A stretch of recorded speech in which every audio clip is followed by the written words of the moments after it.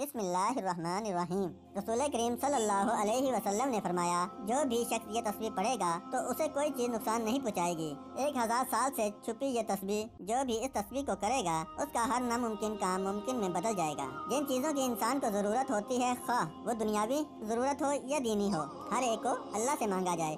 جس وقت جو حاجت پیش آئے فوراً دل یا زبان سے مانگنا شروع کر دیں۔ حضرت سرور عالم رحمت مجسم صلی اللہ علیہ وسلم نے ارشاد فرمایا کہ اللہ تعالیٰ بڑے مہربان اور بڑے عزت والے ہیں۔ جو شخص اللہ تعالیٰ سے کچھ حاجت نہیں مانگتا تو اللہ تعالیٰ اس سے ناراض ہوتے ہیں۔ جس شخص کے لیے دعا کرنے کے دروازے کھول دیے گئے، یعنی خدا سے ماننے کا شوق جس کو ہو گیا، اس کے لیے گویا رحمت کے دروازے کھول دیے گئے۔ تم اللہ تعالیٰ سے کوئی جائز دعا مانگو تو دل میں اس کو مقبولیت کا یقین کامل بھی رکھو۔ اللہ تعالیٰ اس شخص کی دعا قبول نہیں کرتے جس کا دل خدا سے غافل اور دوسری طرف لگا ہو۔ دعا ہی ایک ایسی چیز ہے جو خدا کے سخت فیصلوں کو بدل دیتی ہے اور ٹال سکتی ہے۔ ناظرین، آج جو قیمتی دعا میں آپ کو بتانے جا رہا ہوں، یقین کیجئے اس دعا کی اتنی فضیلتیں ہیں، اتنی اس کی طاقت ہے، اس وظیفے کو کرنے کے بعد آپ کے تمام بگڑے کام بن جائیں گے۔ تمام دوست ویڈیو کو مکمل دیکھیے گا۔ محترم ناظرین، حضرت ارطغرل غازی رحمت اللہ علیہ کہا کرتے تھے، ارطغرل غازی آپ نے ڈرامہ والا نہیں سمجھ لینا، جو اصل میں ارطغرل غازی تھا۔ اکثر ایسا ہوتا ہے جو پہلے گزرے ہوتے ہیں یا پہلے کوئی بڑی شخصیات گزری ہوتی ہیں، ان کے اوپر ڈرامے اور فلمیں لکھی جاتی ہیں۔ اسی طرح غازی ہیں۔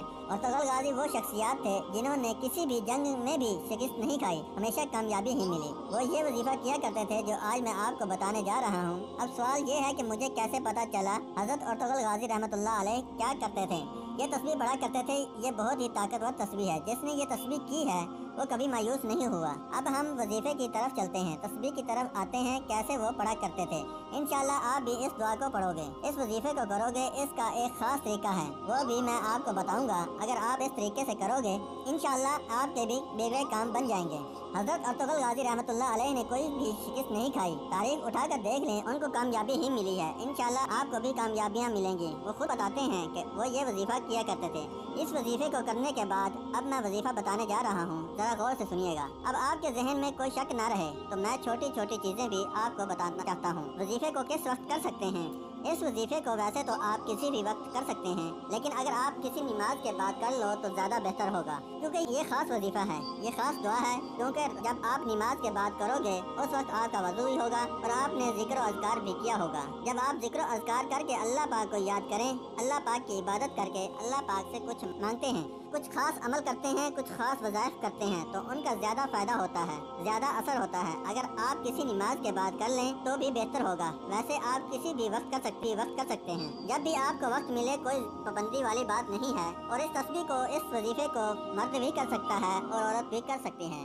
اگر کوئی عورت کرنا چاہے، اس کی زندگی میں مشکلات ہیں، وہ بھی اس وظیفے کو کرے، انشاءاللہ اس عورت کو بھی کامیابی ملے گی۔ اسی طرح کوئی مرد کرے، اس کو بھی کامیابی ملے گی۔ مردوں کے بہت سے مسائل ہوتے ہیں، انہوں نے ذریعہ معاش کرنا ہوتا ہے، دولت کمانی ہوتی ہے، اپنی بیوی بچوں کو پالنا ہوتا ہے، مرد تو لازمی کریں گے۔ مختصر یہ ہے، کوئی بھی کر سکتا ہے، انشاءاللہ فائدہ ہی فائدہ ہے، کامیابیاں ہی کامیابیاں ہیں۔ پھر آپ ایک ہی مرتبہ اعوذ باللہ من الشیطان الرجیم بسم اللہ الرحمن الرحیم تو پڑھ لیں گے۔ اس کے بعد آپ درود پاک پڑھ لیں گے۔ 3 بار آپ یہ درود پاک پڑھیں گے آپ صلی اللہ علیہ وسلم کی ذات پر۔ اور اگر کسی میرے بہن بھائی کو یہ درود پاک نہیں آتا تو وہ کوئی ایسا بھی پڑھ سکتا ہے جو اس کو آتا ہے، اور کوئی سا بھی نہیں آتا، یہ صرف اتنا کہہ سکتا ہے صلی اللہ علیہ وسلم۔ اس کے بعد آپ نے سورہ اخلاص کو پڑھنا ہے اور اس دعا کو بھی پڑھنا ہے جو ابھی میں آپ کو بتاتا ہوں۔ دیکھیے سورہ اخلاص، اس میں اللہ تعالیٰ کی وحدانیت بیان کی گئی ہے، اس میں اللہ تعالیٰ کا تعارف ہے۔ اس سورہ کی بہت سی فضیلتیں ہیں۔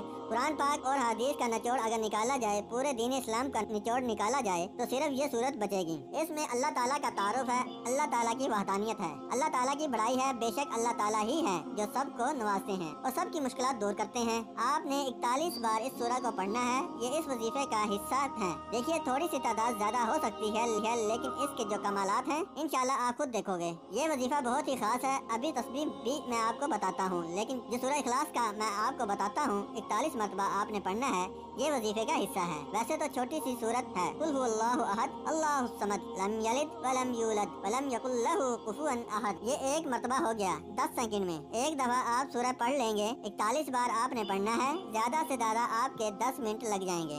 اس وظیفے کے جو کمالات ہیں، آپ کے تمام بگڑے کام بن جائیں گے، آپ کی مشکلات دور ہو جائیں گی، آپ کی زندگی میں آسانی آ جائے گی۔ اگر آپ کے کام اٹکے ہوئے ہیں، جیسا کہ میں نے آپ کو پہلے بھی شروع میں بتایا ہے کہ اس وظیفے کو حضرت ارطغرل غازی रहमतुल्लाह अलैहि किया करते थे। उन्होंने किसी भी जंग में शिकस्त नहीं खाई, हमेशा उनको कामयाबियाँ ही कामयाबियाँ मिली हैं। हर जंग में उनकी जीत हुई है। अब मैं ज्यादा गहराई की तरफ नहीं जा रहा, वीडियो बहुत लंबी हो जाएगी।